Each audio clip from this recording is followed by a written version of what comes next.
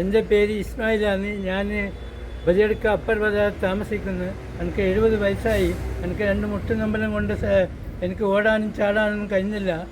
എൻ്റെ കിണറിലേക്ക് അടുത്തുള്ള കെട്ടിടത്തിൽ നിന്ന് മലിനവെള്ളം വരുന്ന 1 വർഷത്തോളമായി. ഈ കെട്ടിടം ബ്ലോക്ക് പഞ്ചായത്ത് മെമ്പർ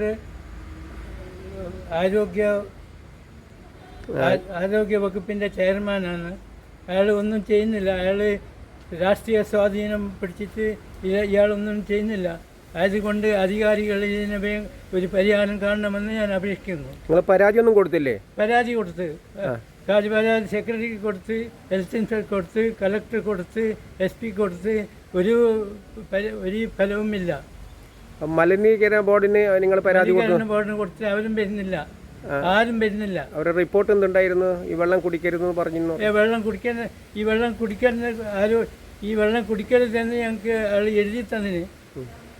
ഇത് കുടിക്കാൻ പാടില്ല, കുടിച്ചാൽ നിങ്ങൾ മഞ്ഞപ്പിത്താവും. ഈ വെള്ളം കുടിച്ചിട്ട് ഈ അടുത്തുള്ള പഴയത്തെ പെണ്ണുങ്ങൾക്ക് മഞ്ഞപ്പിത്തം ബാധിച്ചിട്ടുണ്ട്. ആ പെണ്ണുങ്ങൾ ഇപ്പോൾ ഗവൺമെൻറ് ഹോസ്പിറ്റലിൽ നിന്ന് ചികിത്സ തേടുന്നുണ്ട്.